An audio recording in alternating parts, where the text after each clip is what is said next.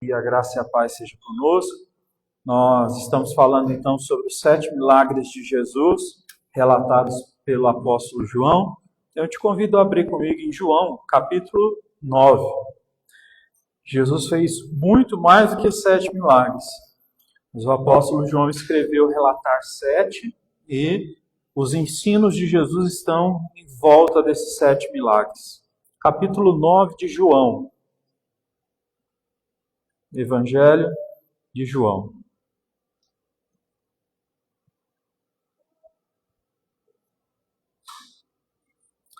Lá no versículo de número 1 mesmo. Vamos ler? Está escrito assim: Ao passar, Jesus viu um cego de nascença. Seus discípulos lhe perguntaram: Rabi, quem pecou, este homem ou seus pais, para que ele nascesse cego? Jesus respondeu: Ele não está assim pelos pecados dele e nem pelos pecados dos pais, mas para que se manifestasse nele as obras de Deus. É necessário realizar as obras daquele que me enviou enquanto é dia. A noite se aproxima, quando ninguém pode trabalhar. Então, estou no mundo e eu sou a luz do mundo. Depois de dizer isto, Jesus cuspiu no chão, misturou terra com saliva e colocou nos olhos do cego. Então disse-lhe: Vai, lava-te no tanque de Siloé, que significa enviado. O homem foi, lavou-se e voltou vendo. Pula comigo para o verso 11. Ele respondeu: O homem chamado Jesus misturou terra com saliva, colocou nos meus olhos e me disse que eu fosse me lavar em Siloé. Fui, lavei-me e agora vejo. Onde está esse homem? Perguntaram. Pessoal lá da região. Não sei, disse ele. Verso 14. Era sábado, o dia em que Jesus havia misturado terra com saliva e aberto os olhos daquele homem. Os fariseus também lhe perguntaram como lhe recuperar a visão, e o homem respondeu: Ele colocou uma mistura de terra com saliva nos meus olhos, e eu me lavei e agora vejo. Alguns dos fariseus disseram: Esse homem não é de Deus, pois não guarda o sábado. Outros, porém, perguntaram: Como pode um pecador fazer sinais miraculosos? Assim, houve divisão entre eles. Verso 20. Os pais desse rapaz que voltou a ver responderam: Sabemos que ele é o nosso filho, que nasceu cego, mas não sabemos como ele pode ver agora ou quem lhe abriu os olhos. Perguntem a ele, pois já tem idade, pode falar por si mesmo. Os pais dele disseram: Isso porque tinham medo dos judeus, pois estes já haviam decidido que se alguém confessasse que Jesus era o Cristo, seria expulso da sinagoga. E foi por isso que os pais dele disseram: Ele já tem idade suficiente, pode falar por si mesmo. Verso 25, ele respondeu: Não sei se ele é pecador ou não. Uma coisa eu sei, eu era cego e agora vejo. Então lhe perguntaram: O que ele fez a você? Como abriu-lhe os olhos? E ele respondeu: Eu já disse a vocês, e vocês não deram ouvidos. Por que querem ouvir outra vez? Acaso também querem ser discípulos dele? Então eles o insultaram e disseram: Discípulo dele é você, nós somos discípulos de Moisés. Verso 30, o homem respondeu: Ora, isso é surpreendente, vocês não sabem de onde ele vem, contudo ele me abriu os olhos. Sabemos que Deus não ouve pecadores, mas a quem o teme pratica a sua vontade. Ninguém jamais ouviu que os olhos de um cego de nascença tivessem sido abertos. Se esse homem não fosse de Deus, não poderia fazer tal coisa. Diante disso, eles responderam: Você nasceu cheio de pecado, como tem a ousadia de tentar nos ensinar? E expulsaram, então, esse rapaz da sinagoga. Últimos versos, 35. Jesus ouviu que haviam expulsado o homem, e ao encontrá-lo disse: Você crê no Filho do Homem? O homem perguntou: Quem é ele, Senhor, para que eu creia nele? Jesus disse: Você já ouviu, é aquele que está falando com você. Então o homem disse: Senhor, eu creio, e adorou. E Jesus disse: Eu vim a este mundo para julgamento, a fim de que os cegos vejam e os que não veem se tornem cegos. Alguns fariseus que estavam ali ouviram ele dizer, perguntaram: Acaso nós também somos cegos? Jesus disse: Se vocês fossem cegos, não seriam culpados de pecado, mas agora que dizem que pode ver, a culpa permanece sobre vocês. Vamos orar? Senhor, fale conosco nesse dia, que o Senhor faça milagres na nossa vida. O Senhor Jesus está entre nós. Nós sabemos que o Senhor pode tocar, ó Deus, qualquer área, qualquer situação que nós estivermos passando. Nosso pedido é esse: perdoa os nossos pecados e fala conosco em nome de Jesus. Amém. Amém? Graças a Deus. Então, o Senhor Jesus vai para o sexto milagre que ele vai fazer, e ele vai curar um cego de nascença. Nunca se tinha ouvido falar de alguém que tivesse curado um cego. Se você for olhar, por exemplo, o Antigo Testamento, ou até mesmo dentro dos outros relatos históricos, de outras religiões, de outros povos antigos, os egípcios, por exemplo, que usavam magia para fazer coisas, não se tinha relato nenhum, historicamente, de um cego que tinha voltado a ver. O que está acontecendo aqui, então, é um fato inédito até então na história do mundo, porque não tem nada registrado a respeito disso, e esse rapaz, literalmente, ele nasceu cego. Jesus, quando encontrou ele, Jesus estava novamente subindo para Jerusalém. A terceira vez que isso acontece. Como eu já disse, tem 3 festas muito importantes que eles comemoram até hoje. A Páscoa, certo? A festa dos tabernáculos e a festa de Pentecostes. Jesus estava subindo para Jerusalém para ir para a festa dos tabernáculos, certo? Comemorar ela como um judeu que ele era. Então, ao passar, certo, nessa direção, subindo para Jerusalém, a capital de Israel, Jesus, então, ele viu um cego de nascença. O fato, então, de o autor aqui, João, ele fazer questão de dizer que Jesus, ao passar por ali, ele viu o cego, isso é muito importante, porque isso nos mostra que Jesus, ele nos vê, ele nos olha, certo? As passagens de Jesus por perto de nós, às vezes elas parecem não percebíveis, parece que ele não toca, parece que ele não vê exatamente o que a gente precisa. Mas a verdade é que Jesus, mesmo sendo muito requerido, quando ele passa nos lugares, ele ainda continua vendo aqueles que têm necessidade. Então, aqueles que clamam o seu nome, aqueles que precisam dele, eles vão ser respondidos pelo Senhor. O Senhor viu esse cego de nascença. O verso 2 diz: os seus discípulos lhe perguntaram, Rabi, a palavra Rabi, traduzida, significa mestre. Então, mestre, quem pecou, este homem ou os pais dele, para que ele nascesse cego? Aqui a gente pode desmistificar uma cultura que nós temos até hoje, no século XXI, principalmente aqui no Brasil, que é o fato de que quando uma pessoa passa por grandes problemas na vida dela, geralmente, certo, se olha para a vida dessa pessoa e se acusa essa pessoa de pecar, de não ter fé, alguma coisa nesse sentido, ou a própria família dessa pessoa. Essa pessoa é assim por causa da família dela. E aí tem pessoas, então, que acreditam em algo que, apesar das pessoas acharem que é bíblico, não é bíblico, certo? Que é a maldição hereditária. Isso não existe na Bíblia, certo? O que existe é comportamento aprendido, ok? Você pode crescer dentro de um lar conturbado e ter comportamentos que você aprende, né, devido a traumas que você passa. Então, essas coisas, elas estão ali na zona das questões emocionais, que precisam ser tratadas. Então, tem pessoas querendo tratar problemas de forma espiritual, mas problemas que devem ser tratados de forma emocional, tá entendendo? O que eu estou querendo dizer é que, às vezes, muitas pessoas, elas precisam tratar problemas na área da terapia, e não na área da oração, porque passaram por processos que levaram elas a obter comportamentos. Então, assim, tem tanta gente que já veio falar para mim que usa droga porque o pai usava, via o pai usando, ou que bebe porque via a mãe bebendo, coisas nesse sentido. Mas a maldição hereditária não existe, porque a própria Bíblia é clara em falar sobre isso. A Bíblia diz assim: se o pai comer, certo, uvas, não são os dentes dos filhos que vão se embotar, não são os dentes dos filhos que ficarão prejudicados, mas sim os próprios dentes. Ali o Senhor está querendo dizer que cada ser humano, ele é responsável pelas suas atitudes. Então, apesar de nós podermos ser influenciados de forma negativa, nós não participamos de nenhum tipo de espiritualidade que alguém tenha passado para nós. Então, por exemplo, se você nasceu com algum problema físico que veio através de alguma doença, né, hereditária, isso não é uma maldição espiritual.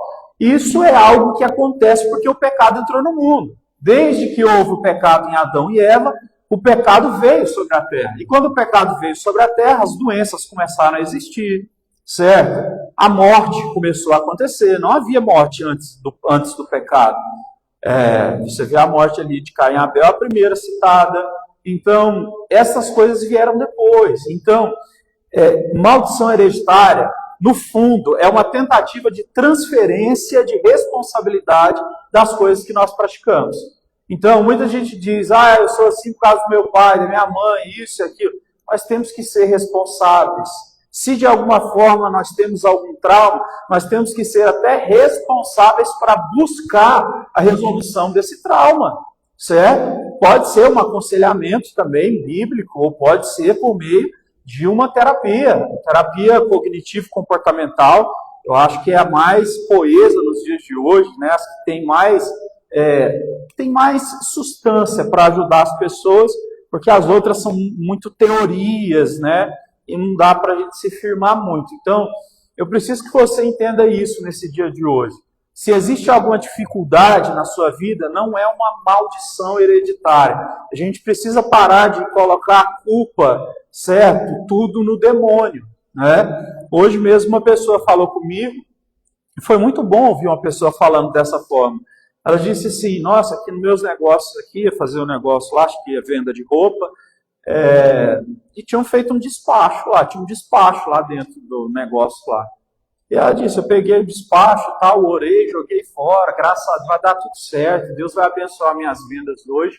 E eu fiquei feliz por alguém entender dessa forma, porque Cristo Jesus, ele já venceu o diabo. A verdade é que o diabo, ele é totalmente limitado quando ele pode tocar nos seres humanos. A Bíblia diz que na cruz, Cristo expôs os demônios à vergonha pública, certo? E eles só estão ali, esperando para chegar o fim de todas as coisas, a volta de Cristo, onde eles serão jogados, né, no tormento eterno, no lago de fogo, e eles vão sofrer por toda a eternidade. Esses anjos vão passar por grande sofrimento por toda a eternidade. A pessoa que mora aqui nessa casa de trás, ela estava comentando e falando, ela é advogada, o marido também, que aqui, eu já falei, né, que aqui onde é a igreja, era um terreiro de macumba, e era um terreiro de macumba da linha vermelha, que é onde tem sacrifício e tudo mais. E eles faziam sacrifício aí de bode, dessas coisas. E várias vezes ela ligou, denunciou, entendeu? Que eles faziam sacrifício de animais e tudo mais. Então, assim, era trem pesado. O povo não gostava nem de passar aqui perto, né? E aí tudo mais. E muita gente já perguntava, a gente veio para casa, a gente não tinha medo, alguma coisa nesse sentido. Não tenho medo de nada disso, né? O pessoal vive deixando aqui também despacho aqui na porta da minha casa, aqui na porta da igreja, certo? O que a gente faz? A única coisa que é canseira é ter que ficar catando esses trem, porque esse povo é sujo, sabe? Faz os trem tudo sujo, uma nojeira. Esses dias aí pegaram um lixo aí, meteram um monte de trem lá, uma canseira que só, sabe? Mas a gente precisa ter mais fé no Senhor. A palavra de Deus diz que Jesus Cristo veio para destruir as obras do diabo. Está escrito, 1 João, capítulo 3. Então nós precisamos ter mais essa fé, certo? Porque o Senhor está conosco. Mas tem gente que faz associação com tudo, sabe? Por exemplo, às vezes acontece de um filho ficar doente, um despacho ali que foi feito na porta da minha casa. Gente, isso é associação. A gente tem que entender essa parte da nossa vida, certo? Existe a parte espiritual, mas existe também a parte psicológica e emocional, que é muito presente, certo? No nosso dia a dia.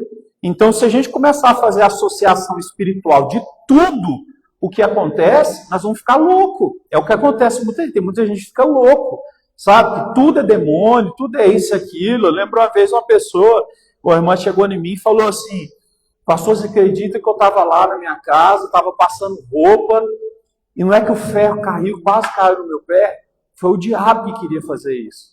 Eu falei, diabo, poxa vida, você não pode se descuidar e fazer uma coisa dessa? A coisa pior que eu já ouvi nesse sentido foi uma vez que eu e a Angélica, nós fomos numa igreja, lá visitar uma igreja, e aí tinha uma moça lá que ela era muito jovem, ela devia ter uns 20 e poucos anos, ela era pastora lá nessa igreja. E ela não era casada. E aí ela disse que quando ela ia tomar banho, ela começava a passar o sabonete pelo corpo e ela começava a sentir desejos. E ela começava a repreender o diabo. Porque os desejos sexuais que ela estava sentindo, era o diabo que estava colocando nela. Mas, por favor, uma moça de 20 e poucos anos, que não é casada, e certamente quer casar, não é? É normal que isso aconteça, não é? É até uma prova de que ela está saudável, não é verdade? Então, a gente precisa desmistificar isso. E esse texto aqui vem para isso. Então, assim, é muito bom o que Jesus fez aqui e falou para os discípulos, porque a cabeça deles era essa. Está acontecendo um problema? Então, aí ele pecou ou os pais? Né? Onde que está o problema? Jesus respondeu, olha o que ele disse. Ele não está assim pelos pecados nele, nem dos pecados dos pais dele, mas para que se manifeste a obra de Deus. É necessário realizar as obras daquele que me enviou enquanto é dia. A noite se aproxima, quando ninguém pode trabalhar. Enquanto estou no mundo, eu sou a luz do mundo. Como eu disse, o pecado entrou na terra. E essas ramificações acontecem, certo? Então, problemas vão acontecer na nossa vida de saúde, na nossa vida financeira. E quando esses problemas acontecerem, a gente precisa entender que Cristo, ele permite que isso aconteça, certo? Enquanto nós ainda estamos na terra. Não existe a perfeição ainda de Cristo aqui para nós. Nós temos o Espírito Santo, nós temos a graça de Deus, nós oramos ao Senhor e Ele nos ouve, mas nós não estamos ainda na fase da plenitude de todas as coisas. É o que a gente chama do já e o ainda não, certo? Então, ainda não aconteceu o cumprimento da segunda vinda de Cristo, mas já aconteceu muitas coisas. Cristo já veio, pagou o preço na cruz, a gente pode se dirigir a Deus, ele faz milagres, continua fazendo milagres. Então é bom que a gente entenda que o fato de existir coisas difíceis na vida é até para a glória de Deus. Deus permite situações na nossa vida para que Ele mesmo possa nos abençoar, nos levar à dependência dEle e outras pessoas glorificarem o nome do Senhor por verem esses milagres acontecendo na nossa vida. Então, outras pessoas podem ser impactadas pelo que Deus faz na nossa vida. Então, o que a gente passa de dificuldade, a questão não é levantar os olhos para os céus e perguntar por quê, mas é simplesmente seguir adiante e glorificar o nome do Senhor. Hoje eu até repostei lá no meu Instagram um jovem, um rapaz de 30 anos, que teve 3 cânceres já na cabeça, e ele trabalha na rua vendendo bombom, porque o remédio que ele precisa tomar por mês é R$ 2.450, e nem todo mês o governo dá. E ele tem 30 anos, ele tem muitas dificuldades, ele precisa tomar uma quantidade enorme de água por dia, mais de 10 litros.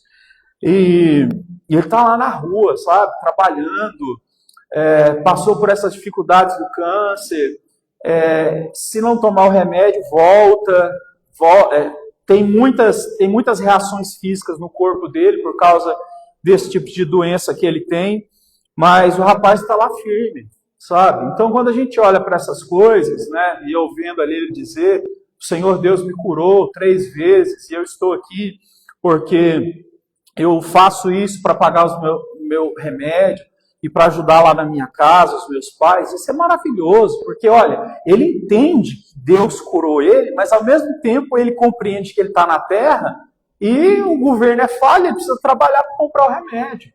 Isso é você se equilibrar e entender o mundo espiritual, compreende? Você sabe que existem as coisas espirituais, mas você não deixa de agir no plano natural. E a gente olha para uma situação dessa tão grave, e a gente olha para os nossos problemas, que às vezes estão trazendo muita pressão sobre nós, e a gente diz, Senhor, me perdoa. por eu ter reclamado hoje, porque eu estou com dificuldade disso, ou porque estou ansioso com aquilo. Às vezes os nossos problemas são tão pequenos, comparados com os de outras pessoas. Então, o que Cristo está dizendo aqui é isso. Isso acontece, coisas difíceis acabam acontecendo a pessoas para que o quê? Para que Deus seja glorificado, porque Ele é a luz do mundo. Então, lembra disso, qualquer problema que o Senhor permite acontecer na sua vida, é para que o nome dele seja glorificado. Às vezes ele pode não fazer do jeito que você pensou. Aí entra essa parte aqui do texto, que para mim é interessantíssimo, verso número 8, e diz o seguinte: Jesus, o que ele fez com esse rapaz? Depois de dizer isso, Jesus cuspiu no chão, misturou terra com saliva e colocou nos olhos dele e disse: vá se lavar no tanque de Siloé, que se chama enviado. Isso aqui é no mínimo exótico, né? Porque a gente está falando de Cristo. E quando a gente imagina Cristo, a gente imagina uma pessoa, a melhor palavra não seria fino, mas ele é, né, manso, um homem totalmente assim, né? Só que não, Jesus vai curar um homem cego e ele vai lá e cospe no chão, pega o negócio e joga no rosto dele. Isso é exótico, sabe? Porque quando a gente pensa em Jesus, a gente não consegue imaginar, né? Jesus cuspindo no chão, pegando a terra e passando no olho do homem. E o homem é cego e Jesus diz, vai lá e se joga dentro do tanque, que era uma espécie de piscina que tinha lá em Jerusalém. Não é assim, estranho pensar nisso? Mas qual que é a lição que isso nos traz? A lição que nos traz é que Deus, muitas vezes, ele faz coisas na nossa vida para o nosso benefício, mas ele faz de maneira estranha, maneira diferente. A gente pensa que vai ser tudo certinho, tudo ali engomadinho, sabe? Né? A gravatinha certinha, tudo. E não é daquele jeito. Ele vem de uma forma totalmente diferente, sabe? Cuspindo no chão, pegando a terra e jogando no olho. Às vezes a forma de Deus se manifestar na nossa vida é meio assim, sabe? É meio totalmente fora dos nossos padrões, fora do que a gente pensou. Então a gente espera da esquerda, não vem da esquerda, não vem da direita também. Mas aí vem Jesus diante de nós, cuspindo e jogando no nosso olho o que a gente precisa para a gente enxergar. Então, entenda que o Jesus que nós servimos, ele não é só aquele Jesus que diz, deixe vir as minhas crianças. E ele vai e abraça as crianças e abençoa elas, né? Então a gente tem essa imagem sobre Jesus. Mas Jesus também foi aquele que, quando ele entrou no templo, ele viu o povo pegando os animais e vendendo, porque naquela época tinha um sacrifício lá de animais na religião judaica. Ele fez uma corda, e o texto diz que ele entrou dentro da sinagoga, que é uma igreja dos judeus, e ele chegou derrubando tudo. Ele pegou as mesas cheias de dinheiro, cheias de pombos lá, começou a jogar tudo para cima, chicotear todo mundo, e começou a dizer, o que vocês estão fazendo aqui? Isso aqui é a casa do meu pai, isso aqui era chamada casa de oração, vocês são bandidos, comerciantes. Como que a gente imagina Jesus fazendo uma coisa dessa, não é? Mas foi a forma que ele usou de purificar o templo. Aqui é a forma que ele usa, então, para o quê? Para curar o cego. Então, não limite Deus, não coloque Deus dentro da caixinha que você pensa que é a forma dele trabalhar. Porque Deus trabalha de multiformes e com variada sabedoria. Então, eu vou dizer uma coisa para você. Deus costuma surpreender a gente de uma maneira assim. Às vezes a gente tem certos tipos de preconceito que você fala que isso aqui é uma coisa abominável, sei lá o quê. O que mais tem é isso. Gente que começa a ir para a igreja, começa a ficar meio santarrão e começa, sabe, ter preconceito com as coisas. A gente tem que tomar muito cuidado, porque às vezes Deus nos surpreende em umas coisas assim que você fala, como que eu poderia pensar que viria desse lado? Né? Como que eu poderia pensar que viria dessa situação, uma situação que eu tinha tanto preconceito, que eu era tão contra? Deus vai lá e me abençoa por esse lado. Então, para pensar nisso aí na sua vida, sabe? Então, comigo acontece muito isso. Porque eu chego nos lugares, ninguém acredita que eu sou pastor, acho que por causa das tatuagens, esses trens, sabe? Mas eu não estou nem aí mais para isso. E eu comecei a fazer uma academia aqui do lado, academia de bairro, né? E o instrutor que fica lá, né? Ele acabou de se converter há pouco tempo. E do nada, o Senhor me colocou naquele lugar. E todos os dias eu estou lá o quê? evangelizando, discipulando aquele cara, entendeu? E aquele cara falando para mim, o preconceito que ele tinha com o negócio de tatuar, sei lá o que e tal. Quem que o Senhor colocou no caminho dele? Uma pessoa para desconstruir a falsa religiosidade e mostrar para ele o caminho para ele ser edificado, né? Então, assim, olha como é que Deus faz as coisas. Até o lugar que Deus coloca a gente, que eu entrei lá para me cuidar, né? Até o lugar que a gente entra para se cuidar, a gente tem uma missão ali, né?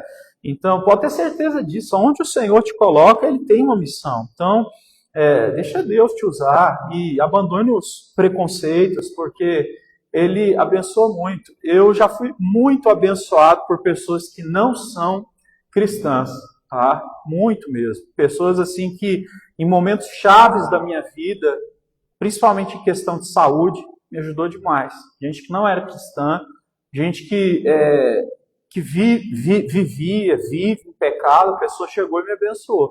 Isso não quer dizer que a pessoa recebeu a salvação, que abençoou. Estou querendo dizer que o Senhor faz esse tipo de coisa. E Ele nos quebra no meio quando isso acontece. Quando Ele usa pessoas que a gente acha assim, Deus não vai usar. Ele usa isso para quebrar a gente em nós. Você vê que Jesus, o quê? O principal problema dele é com os fariseus. Está aqui no texto. Esses caras, o quê? Eles diziam, não, porque esse rapaz aqui ele foi lá, lavou os olhos lá no tanque de Siloé. Como eu disse, é uma espécie de piscina. Tinha duas lá em Jerusalém. Por isso que a gente não pode dizer qual das duas é. Hoje em dia são tanques que não tem água, mas são tanques que tinham degraus e as pessoas poderiam entrar lá, certo? Para se lavar e tal, ou para pegar água, para lavar roupa, coisas nesse sentido. A gente não sabe, então, qual dos dois tanques são, mas eles existem até os dias de hoje. E ele foi lá e se lavou, né? Então, às vezes, a gente pode pensar, poxa vida, mas eu estou com um problema, e o meu problema é grave, mas Jesus mandou eu ir. Então, preste bem atenção nisso. Ele ainda está cego, Jesus colocou barro e saliva nos olhos dele, Jesus disse, vai até o tanque de Siloé. Jesus não deu indicativos para ele sobre, pede para alguém te ajudar a chegar até lá, eu vou até lá com você, nós vamos até lá. Não, Jesus disse, vai. Então, na nossa vida, o Senhor Deus, Ele costuma nos abençoar e nos impulsionar, mas Ele nunca nos deixa sem essa parte em que nós vamos ter que assumir a responsabilidade por alguma coisa, certo? Os milagres que Deus faz, Ele faz de forma completa. Todavia, sempre há uma responsabilidade da nossa parte para ser cumprida, justamente para que a gente nunca possa jogar a culpa em Deus a respeito das coisas que acontecem. Então, esse rapaz foi até lá, a gente não sabe como, mas ele se lavou, e o texto diz que ele voltou curado. E quem é que começou a questionar isso? Os fariseus. Primeiro foi o pessoal da redondeza, verso 11. Ele respondeu, o homem chamado Jesus misturou terra com saliva, colocou nos meus olhos e me disse que eu fosse me lavar lá em Siloé. Eu fui, me lavei e agora vejo. Onde está esse homem? Perguntou. Não sei, Jesus fez. Jesus, nos milagres todos aqui a gente está vendo isso. Jesus cura a pessoa e sai fora. Por quê? Porque Ele não quer receber glória humana. Ele quer que as pessoas reconheçam Ele como Deus. Não tentem coroar Ele como um rei na terra. Porque o reino do Senhor é nos céus. Ele veio para pagar o preço para que abrisse caminho espiritual para os seres humanos a Deus. Então, primeiro, esse cego, ele prega para o pessoal da redondeza. Segundo, ele vai pregar agora para os religiosos, porque olha a cabeça desse povo. Era no dia de sábado. E dentro da lei dos judeus, diz que a gente não pode, né, ou que eles não podem, fazer vaso de barro no sábado. E o que Jesus fez? Jesus cuspiu na terra e passou nos olhos deles. E os fariseus consideraram aquilo como a quebra de uma lei. Porque Jesus cuspiu na terra e passou nos olhos do rapaz. E aí diz o texto, era sábado, o dia em que Jesus havia misturado terra com saliva e aberto os olhos daquele homem. Os fariseus também lhe perguntaram como ele recuperara a visão e o homem respondeu. Ele misturou terra, ele misturou saliva com terra nos meus olhos e eu me lavei. Agora vejo. E algum dos fariseus disse, esse homem não é de Deus, senão ele não tinha feito isso no sábado, porque não pode. Então olha a hipocrisia, gente. Existe isso demais da conta. Eu vou dar um exemplo para vocês. Tem pessoas que elas têm um preconceito grande demais. Por exemplo, eu conheço cristão, seja cristão evangélico, cristão católico, que não comemora o Natal, porque fala que o Natal é uma festa pagã, e sei lá o que, tal das quantas. Eu conheço gente também que não deixa os filhos comemorarem a Páscoa, porque hoje em dia é coelho, ovo chocolate, sei lá o que, sabe? Então, assim, existem pessoas extremamente fechadas. Então, o que acontece? Eu entendo o seguinte, que eu posso ensinar os meus filhos e eu entendo aonde existe a parte espiritual e aonde não. Então, deixa eu só te ensinar um negócio. Paulo, quando ele vai falar sobre comer comidas que foram sacrificadas aos ídolos, ele diz o seguinte: se você for num lugar que está tendo um despacho, está tendo um culto lá, e eles estão fazendo um despacho, depois eles vão assar carne, sei lá, mas matam um bezerro lá. E eles estão lá no culto deles, e eles vão lá e começam a assar, mas está no culto. Paulo diz, você não deve comer esse tipo de carne. Por quê? Porque está tendo uma cerimônia religiosa, se você comer, você está participando de um ritual espiritual. Agora ele vai dizer isso, está tudo lá em Romanos 8, 9, 10, pode ler lá depois. 1 Coríntios 8, 9, 10.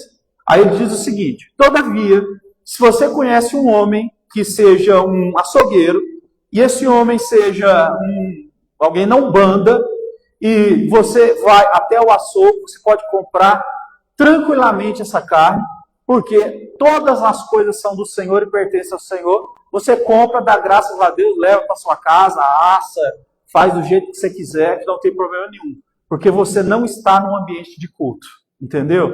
Então, se você vai num ambiente em que as pessoas, por exemplo, faz sacrifício para Cosme e Damião, e está tendo o ritual de invocação de Cosme e Damião, você não deve participar, então, daqueles doces. Mas se você vai numa festa típica que está tendo comidas, não tem problema nenhum você comer. Então essa é a grande diferença. Igual, por exemplo, já teve umas pessoas que vieram me questionar. Os meus filhos estudam em colégio evangélico, só que o meu filho está fazendo aula de reforço numa escola, lá, e aí vai ter lá o dia lá de Halloween, né? E aí o que acontece? Eu comprei uma máscara para o meu filho participar. E aí alguém vai dizer assim, pastor, você vai deixar o seu filho participar de Halloween? Olha, o que vai acontecer ali, certo? É uma festa onde eles estão brincando. Alguém vai dizer, mas tem as coisas por detrás.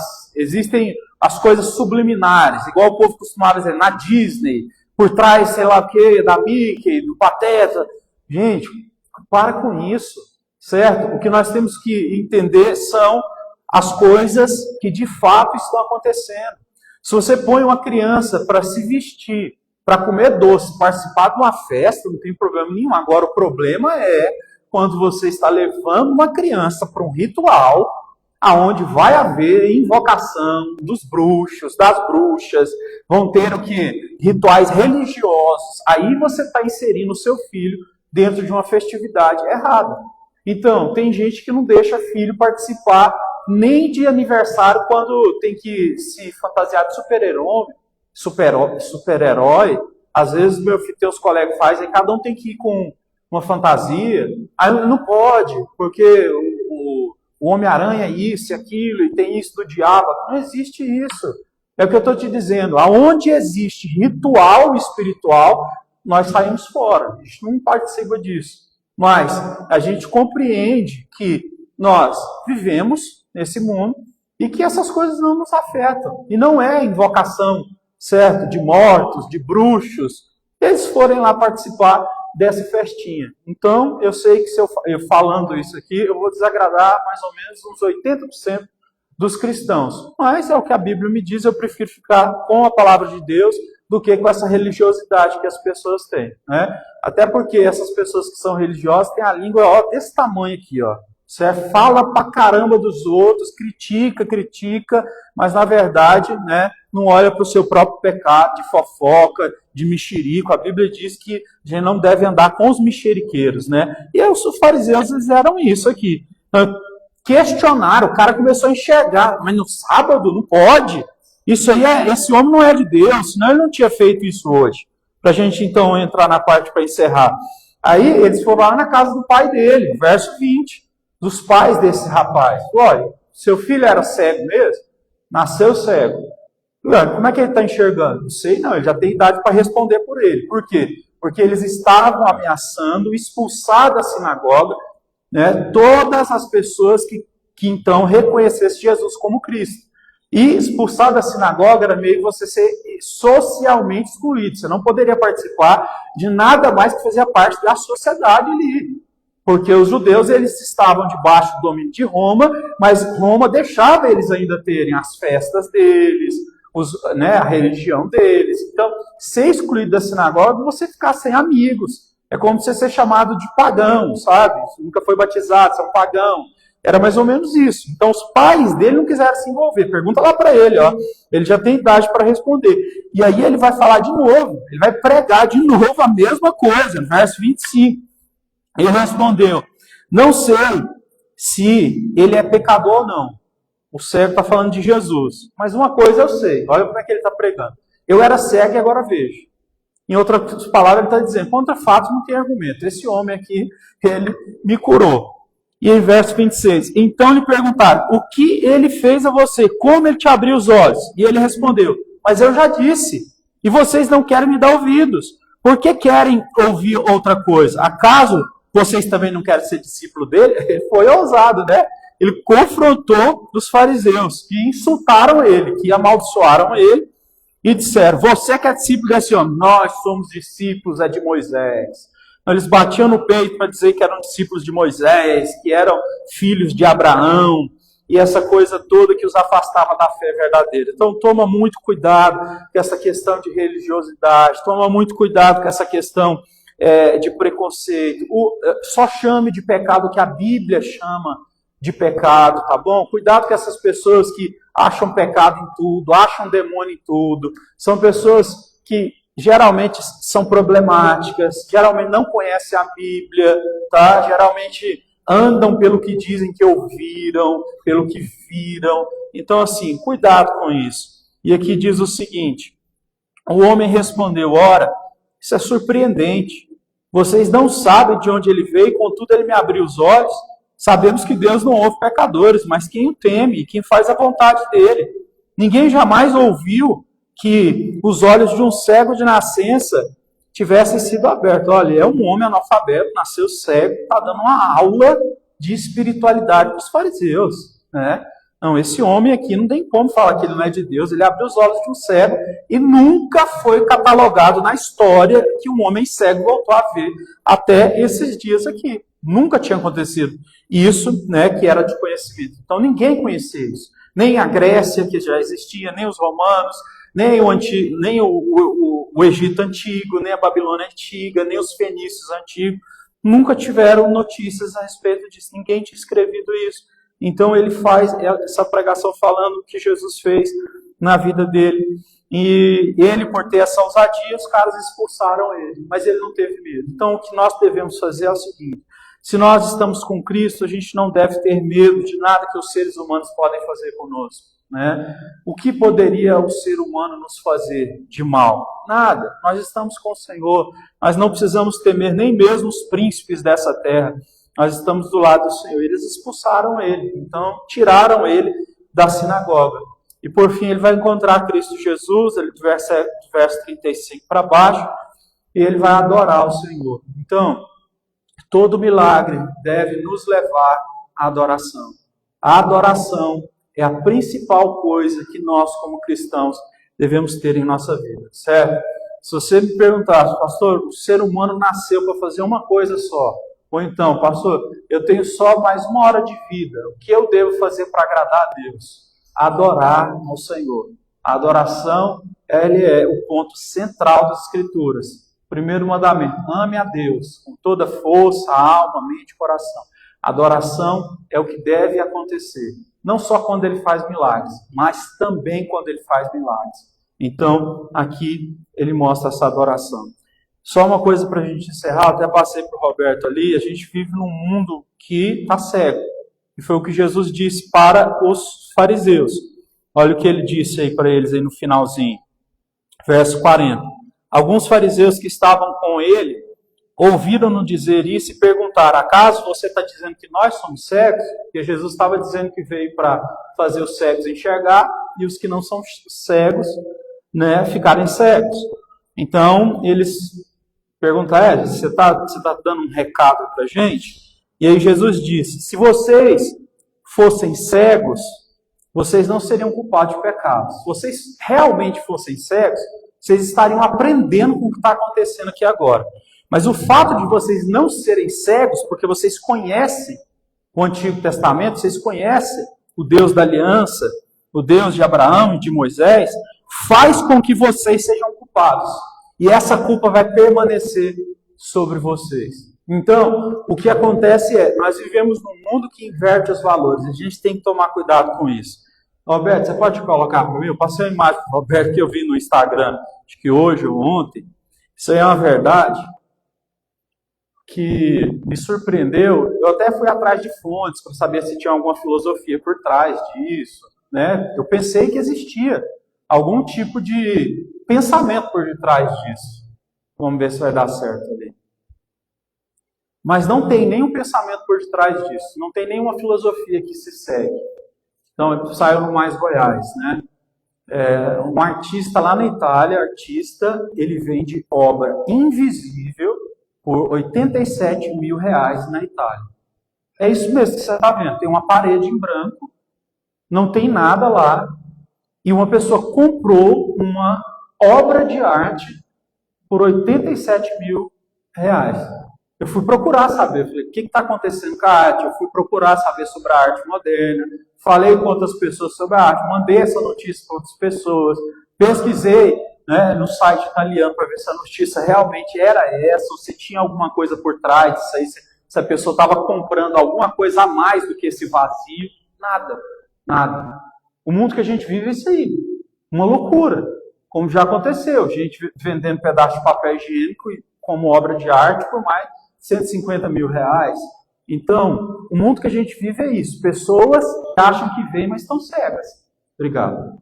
E isso aqui, que a gente vê acontecendo, essas pessoas, eles se acham os mais inteligentes do mundo, certo? Eles se acham os mais dotados de capacidade que existem. E eles fazem isso aí. E a gente vive nesse tipo de mundo, né? Num mundo em que as pessoas acham que o aborto é uma coisa legal, né? Porque a pessoa pode fazer o que quiser no corpo. Um mundo onde as pessoas vendem o nada por R$87 mil, né? Muita gente poderia ser ajudada. A gente vive num mundo, então, onde as pessoas acreditam que não é Deus que dá a vida nem tira. As pessoas, então, estão atrás da eutanásia. Tem um monte de gente, não sei se você sabe, termino agora a mensagem, tem um monte de gente aqui no Brasil que está recorrendo até a justiça do Brasil para poder chegar na Suécia ou na Suíça para poder fazer a eutanásia. A eutanásia é a pessoa poder se matar porque tem algum tipo de doença, alguma coisa nesse sentido, né? E o que acontece? Eu sei que existem doenças que causam muito sofrimento, outros tipos de doenças são uma mistura de doenças físicas com doenças mentais, e tem um monte de gente que está recorrendo a isso, assim, paga caríssimo, sabe? É coisa de você pagar 50 mil para advogado só para dar entrada no negócio do processo, e esperar, e você tem que ter dinheiro lá fora, na Suíça, você tem que ir lá também, pedir ajuda deles lá, tem que ir no consulado do Brasil, tem que viajar para lá. Então, assim, as pessoas, elas pegam um dinheiro enorme, um montante de dinheiro de R$200 mil, para tentar ter o direito de se matar, porque elas não confiam que Deus pode fazer alguma coisa, ou que essa doença pode ser para a glória de Deus também. Às vezes a gente vai ter uma doença para a vida inteira, mas a gente vai continuar vivendo, e a nossa vida sempre vai ser uma vida de superação. Então, graças a Deus por isso. Então, por favor, não deixe com que, certo, a sua mente, o seu coração caminhe por esses lados, porque uma hora você vai começar a perceber que todas as áreas da sociedade estão desse jeito aí, né? É por isso que a gente não entende como é que político consegue aumentar tanto os seus próprios salários, né? E a gente vê o que acontece aí. Querem tirar o pessoal que trabalha vendendo coco ali do Vaca Brava, do prefeito. Então, assim, né? Que Deus tenha misericórdia e que a gente possa enxergar como Deus enxerga. Vamos fazer uma oração? Você pode se colocar de pé, por favor? Vamos orar. Senhor, nosso Deus e Pai, em nome de Jesus, nós queremos pedir que o Senhor possa nos abençoar, assim como o Senhor abençoou esse homem, esse rapaz que estava cego. Eu quero te pedir que o Senhor possa nos visitar e nos tocar de maneira profunda para que nós possamos ser abençoados em todas as áreas da nossa vida. Eu sei que o Senhor pode fazer isso, eu sei que o Senhor pode nos tocar, eu sei que o Senhor continua fazendo milagres. Nós não queremos, Senhor Deus, nos acomodar, nós queremos, Senhor Deus, que o Senhor faça do jeito que o Senhor quer. Se o Senhor tiver que cuspir no chão e colocar nos nossos olhos, que assim seja feito. Nós não queremos, Senhor Deus, tentar padronizar a forma como o Senhor age, porque o Senhor faz como quer. E nós queremos, ó Deus, ser dependentes do Senhor, nós queremos nos entregar completamente ao Senhor, nós queremos que na nossa vida seja feita a Tua vontade, porque o Senhor é o nosso pastor, o nosso líder, o nosso guia, aquele que nos mostra a direção, e nós somos, ó Deus, agradecidos por saber que nós nunca estaremos sozinhos. Obrigado, Senhor, obrigado pela salvação, obrigado pelo Seu toque, pelos milagres que o Senhor faz na nossa vida. Obrigado porque nós podemos adorar ao Senhor, ó Deus, em todo tempo, quando o Senhor fez e quando o Senhor não fez. Se o Senhor fez na vida desse homem, ele adorou ao Senhor Jesus, e nós também adoraremos o Senhor como Jó, quando o Senhor não tinha feito ainda, ele adorou o Senhor. Deus deu, Deus tirou, louvado seja o nome do Senhor. Deus, nós queremos te agradecer, porque uma árvore, ainda que seja cortada ao cheiro das águas, ela poderá reviver. E nós sabemos que o cheiro das águas é a sua presença. Por isso diz a sua palavra que nós somos como árvores plantadas à beira das águas correntes. O nosso fruto é dado na hora certa. E as nossas folhas, elas são podadas para que mais frutos nós possamos dar. Nós queremos ficar, ó Deus, no caminho da palavra. Nós queremos enxergar as coisas como Jesus enxerga.